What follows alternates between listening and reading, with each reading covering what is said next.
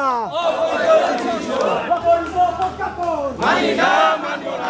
লড়াই চলবে, আদিবাসী লড়বে, চলছে লড়াই চলবে।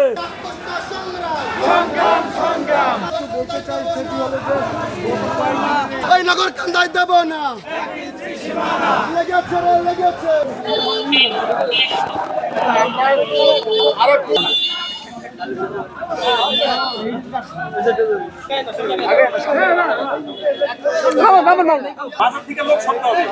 এই একটা